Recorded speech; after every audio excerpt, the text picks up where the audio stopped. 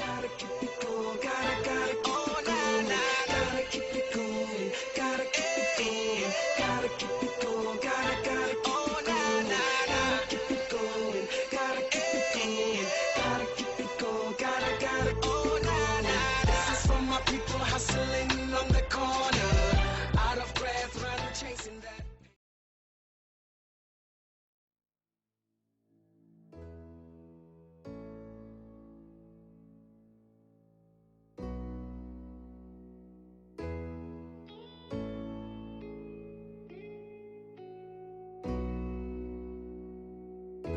Ububanzi bendlela behlula izinyawo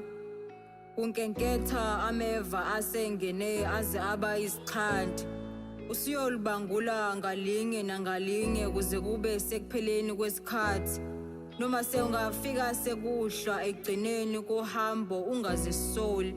uboculiswa inhlasi yongehluleki lapho kuwe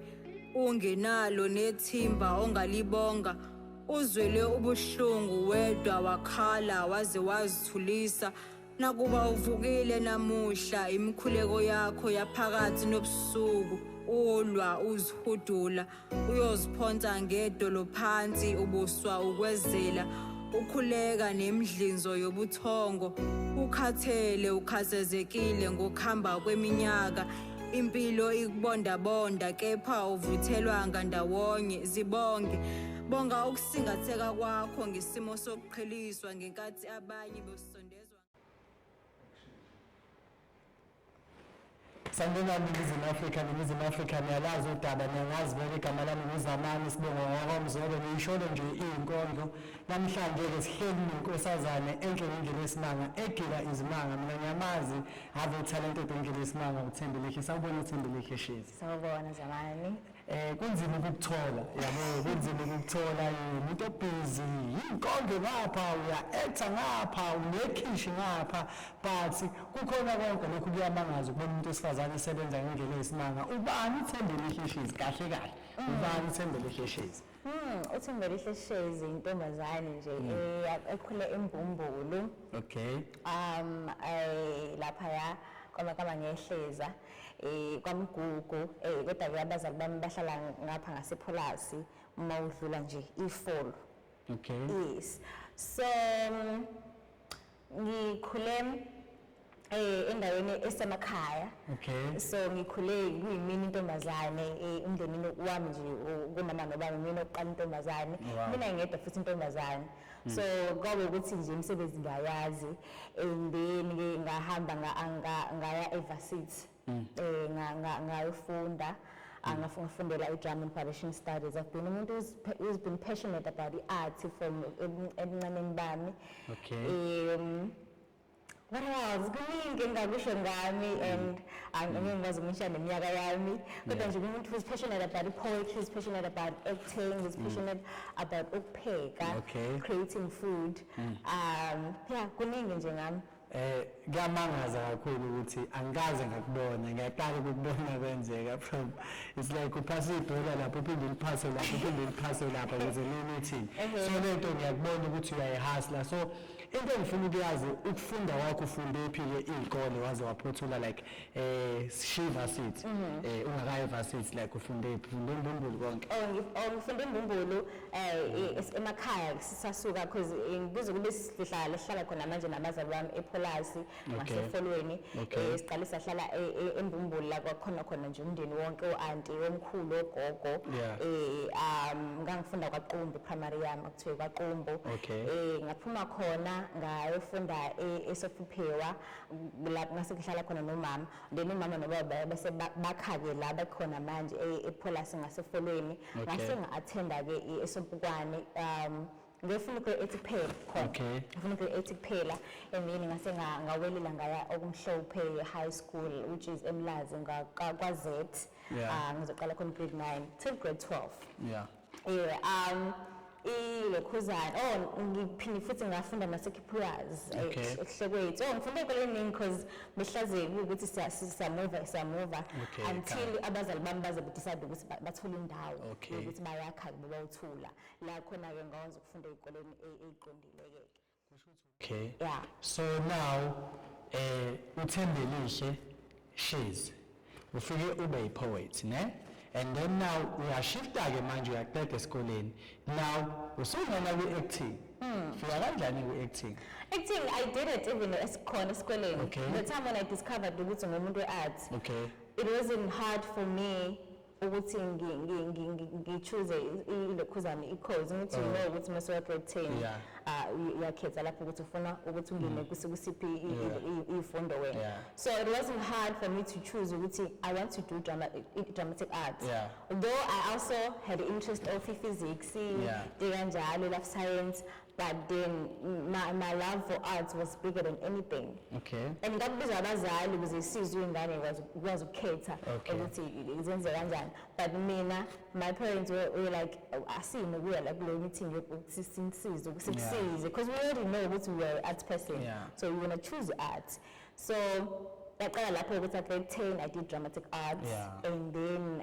ngi-act esikoleni Yeah. mengabe kunama-holiday celebratory. Yeah. I mean, I'm organizing play, I'm organizing izinto like with other people asesenza nabo arts. Yeah. So organize play senze kubukwe kube njaya. yeah So I developed lapho futhi ukuthi no, I want to do this for the rest of my life. yeah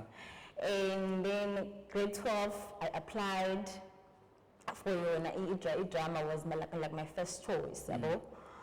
Unfortunately ngahlala for 2 years ngingasoli isikhala nakhona hayi ukuthi ngangasoli isikhala kwezinye izinto but I wasn't getting the space kwa drama and production studies. okay And the inkani ukuthi I am not going to do anything else. I want to do and feel like DUT. Yeah. I remember there was a time Tatwe kids and I know it must sound Yeah. like a bit awkward going to tell. Even to Tatwe kids and why no I wanted DUT because Okay. wasn't feeling I'm born look Yeah. DUT courtyard. Yeah. The act I want that. I Yeah. want to be part of that. So it was like ukuthi okay ngizolinda ngize ngisithole isikhala e-DUT courtyard theatre. Okay.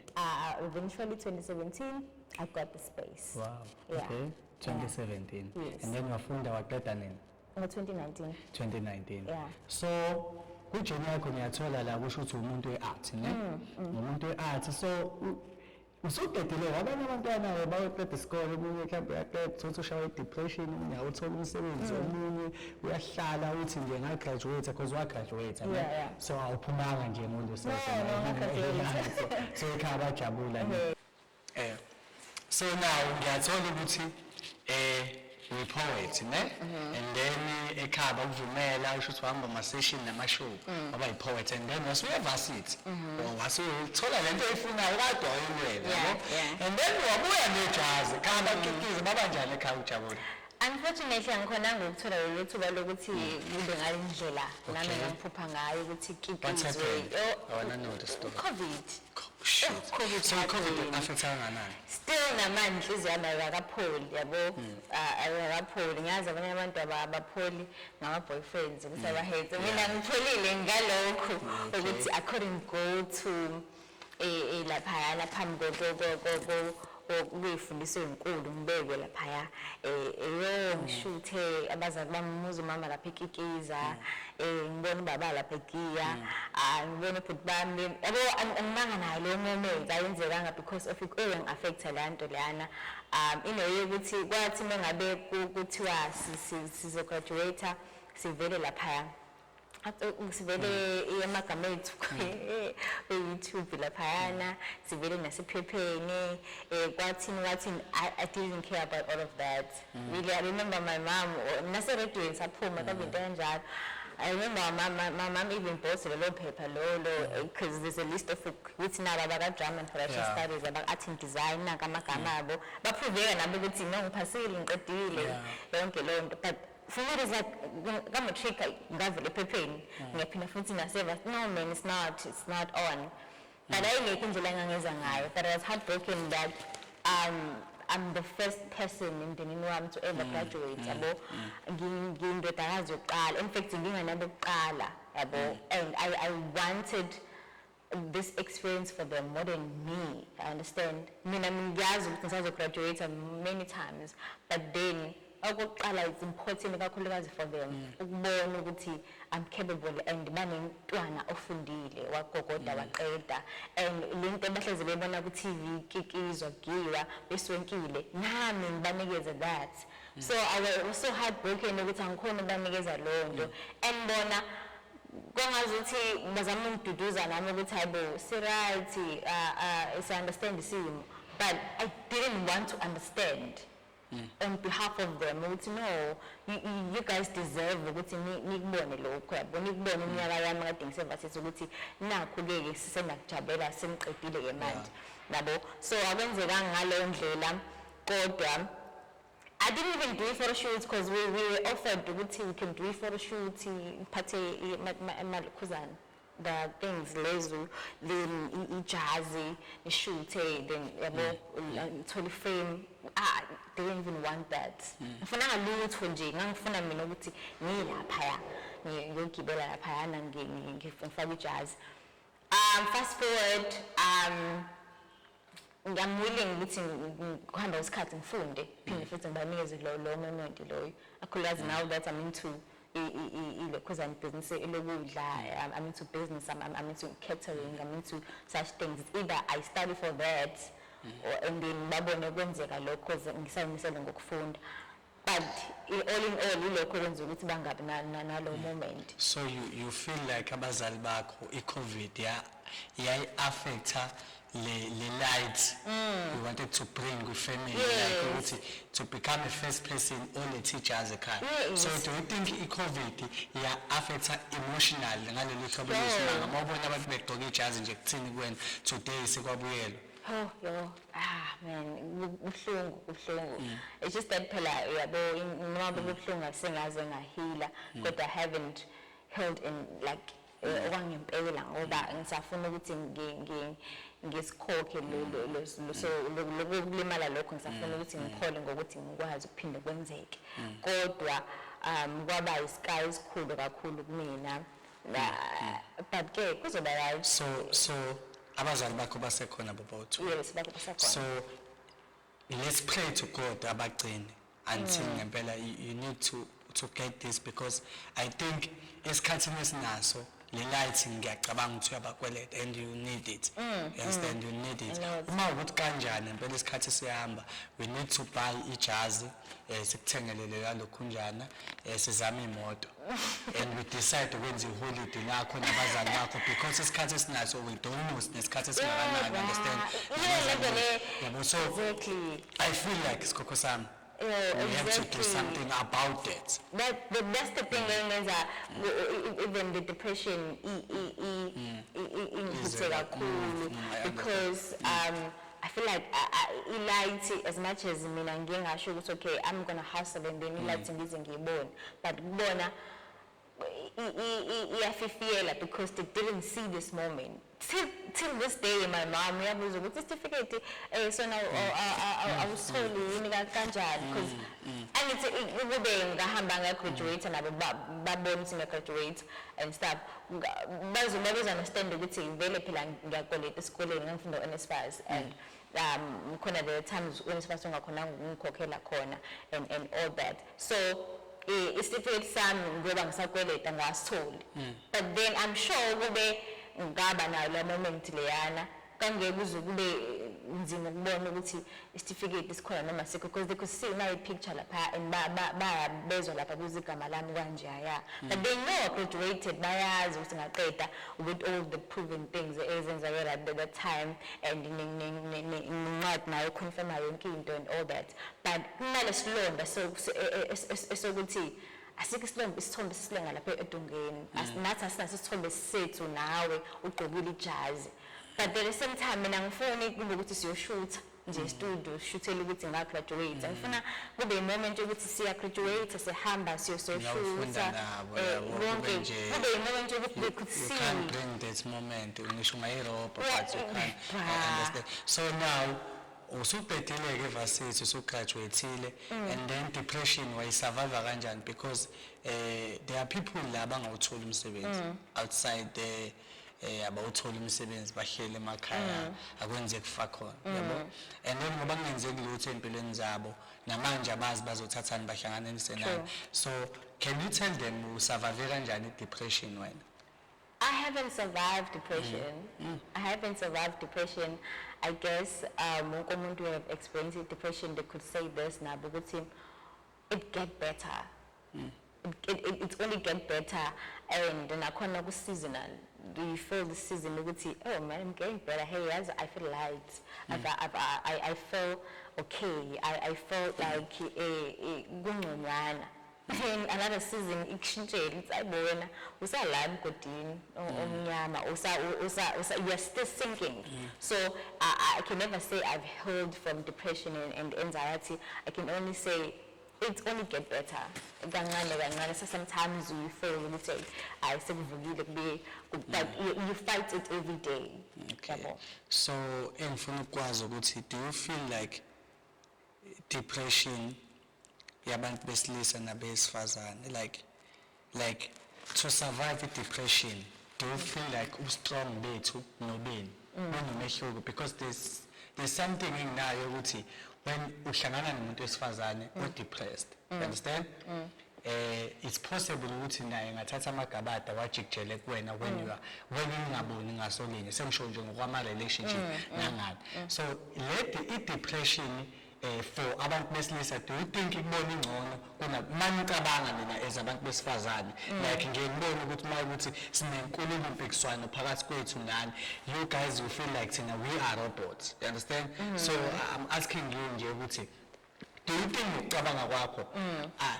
i-depression singa-attack kanjani together? You feel like it's attack ngokufana or inomehluko phakathi kwethu, or you survive as a woman? Because as a niyazi nabantu besifazane kuningi nibhekana nakho, but do you guys sit and think thina kuningi nathi sibhekana nakho? Oh, that's a very interesting question. I must say it's a very interesting question.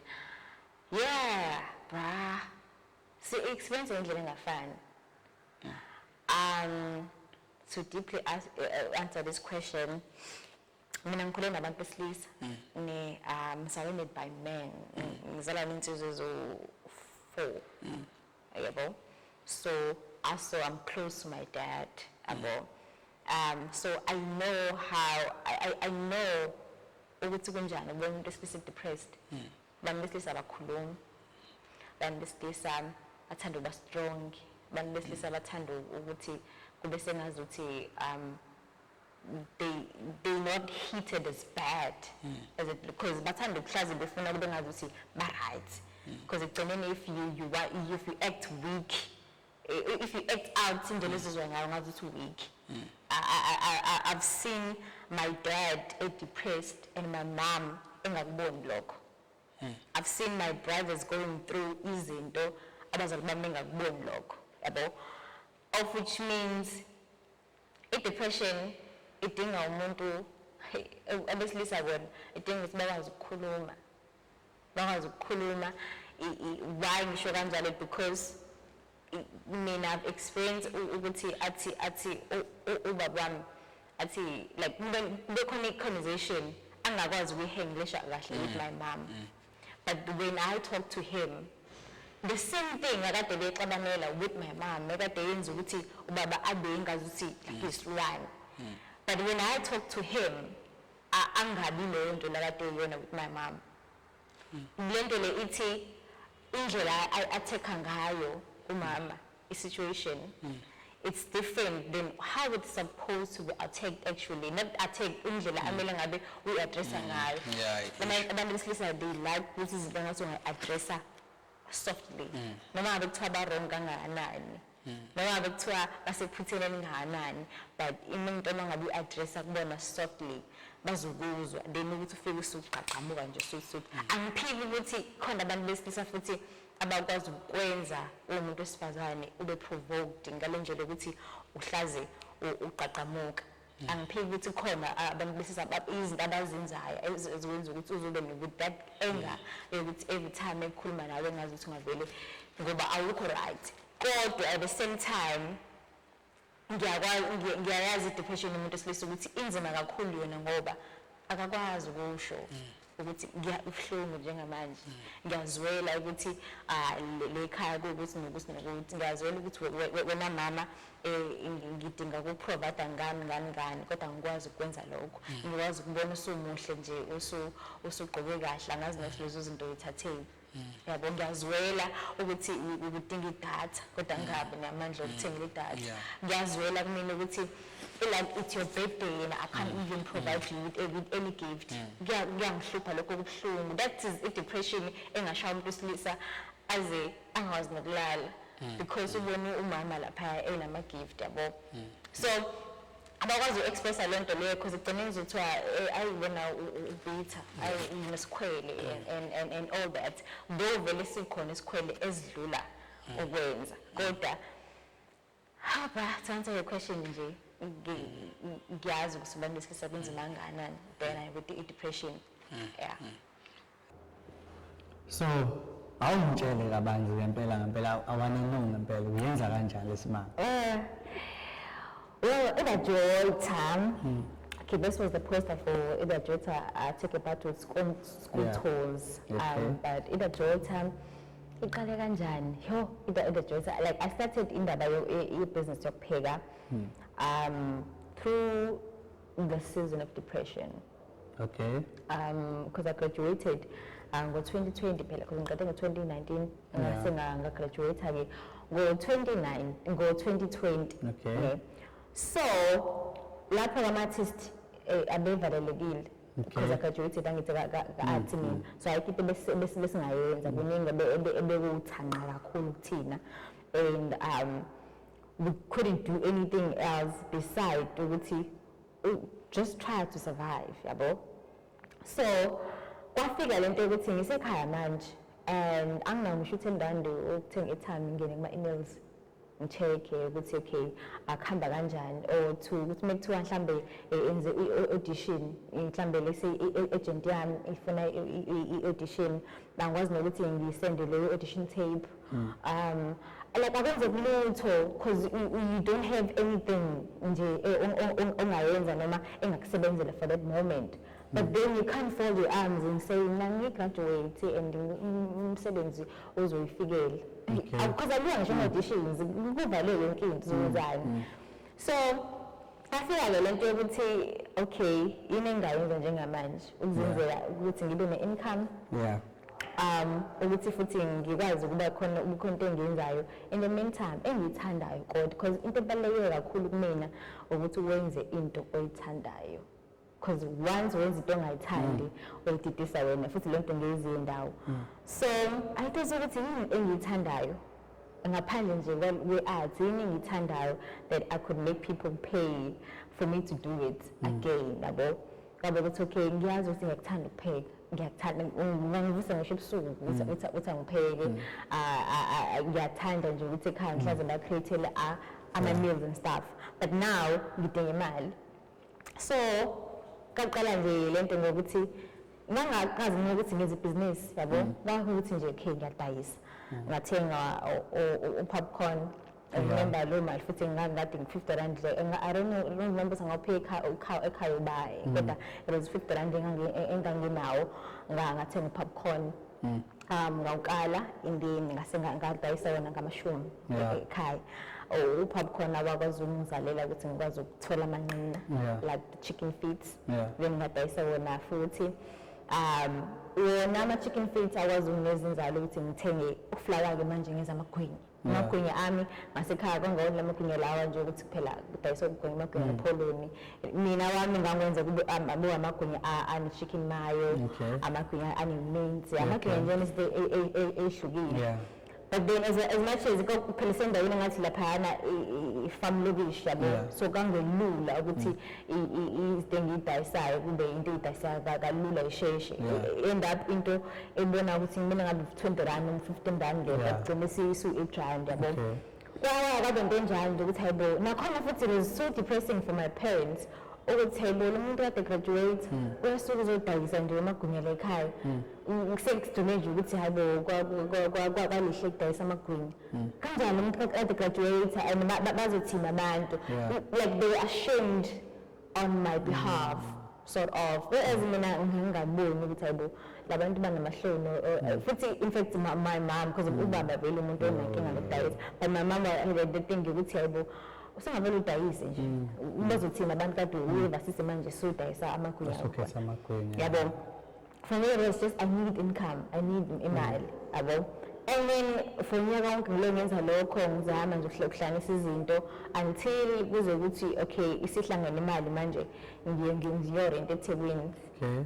nakhona futhi they couldn't believe me ngabe ngisho ukuthi hayi bese kuhlangana imali rent ngiqasha futhi ngasho nje ngasho futhi ukuthi like the weekend whatever like ngabatshela abazali bami ukuthi mama nobaba sengiyahamba ke manje sihlangana imali rent ukuthi ngihambe ngiyongozama eThekwini ke manje I was 2021 lapho and then ngizoqasha ngiyabatshela ukuthi nakhona lapho ngiyodayisa ngiyobona ngenze njani ngicida ngihamba ama-auditions ngiyazama ukuphanta and also ngizama ukudayisa indaba ukudla cida ngenza ama-platters noma yini kodwa something but already nginayo imali of-rent for like two months yabo engiyenze ngale nto ade ngibona ngiyenza le khaya so angicela imali kubona ngizenzele phambi kwabo beyibona and then kwabe ukuthi ke manje sengiyabona no man I could do more out of this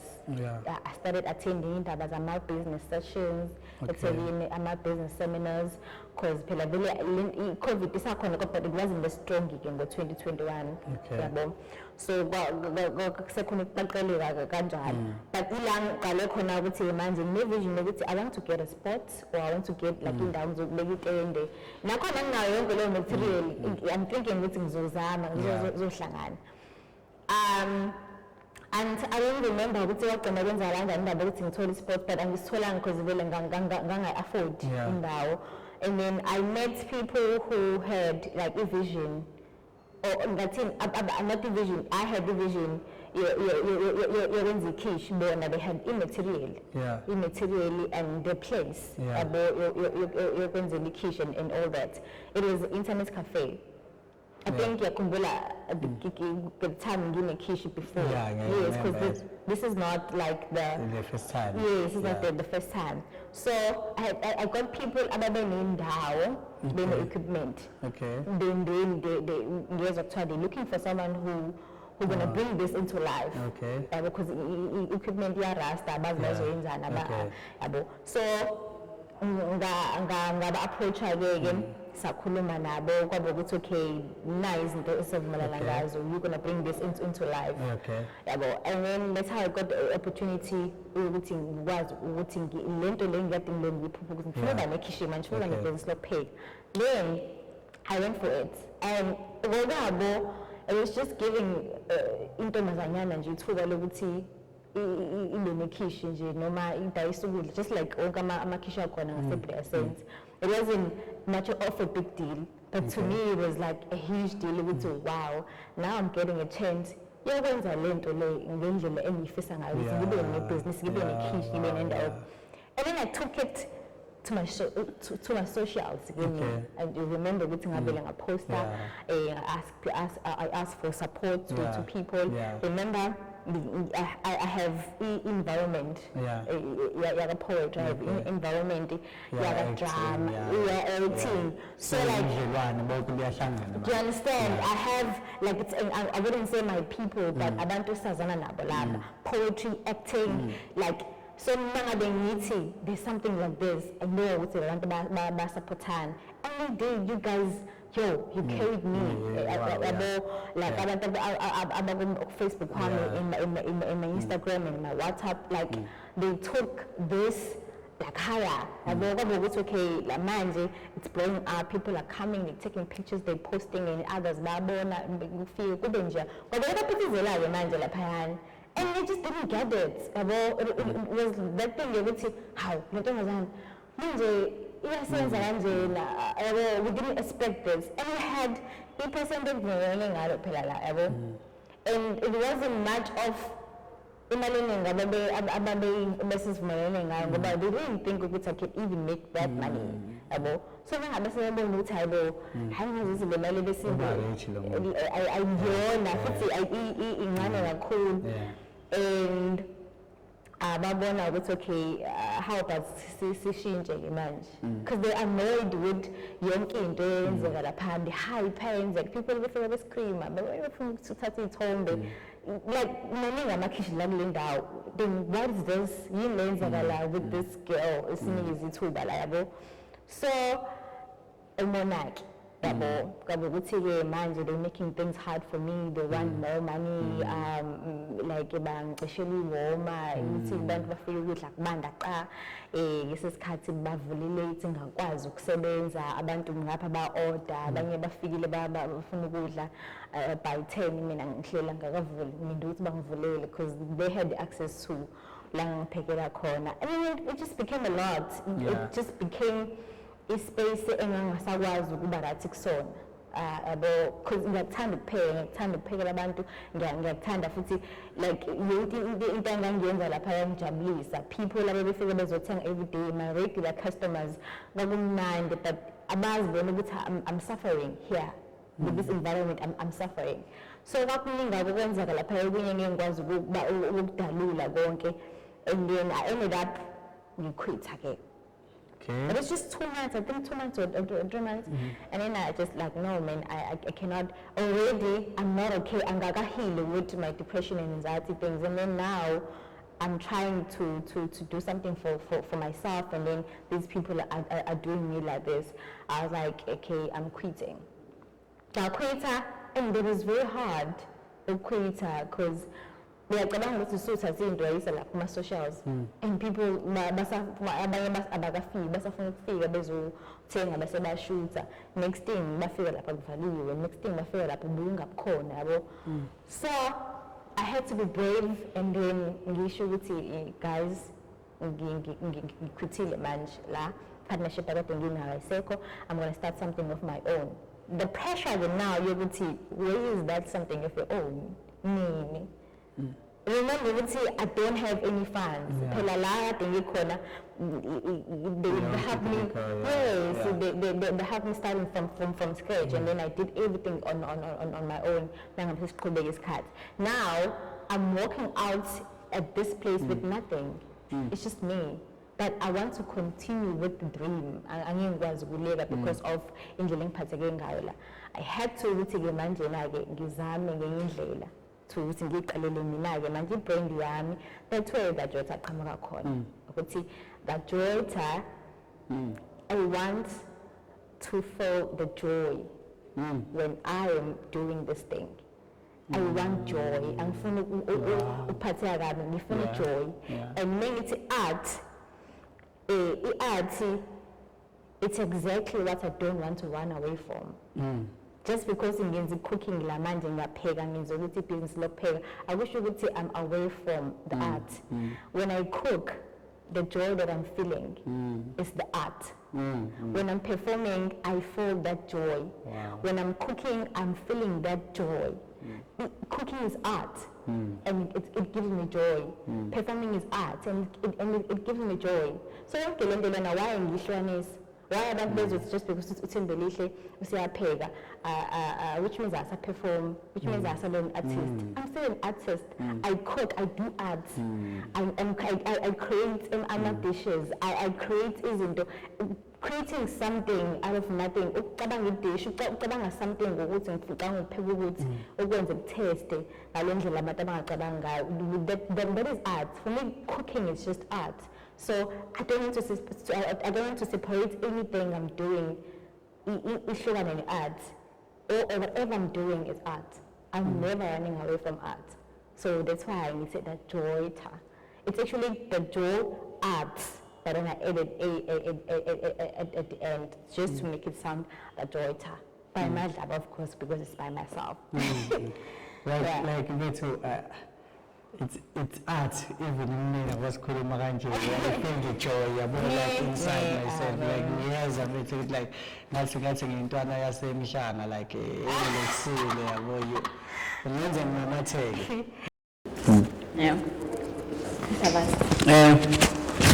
ishaneli yamaphanta bafethu sifunde okuningi kuthembelihle sesemncane eje umuntu wesifazane ayibuza but nami ngiyibonela usemncane bafethu ngiyabonga kakhulu mfethu ukuthi ufike la kunzima ukuthola mfethu ngiyajabula baningi abafundayo because kuyo yonke lento esiyenzayo sesithanda ukuthi umuntu afunde okuthile because awukwazi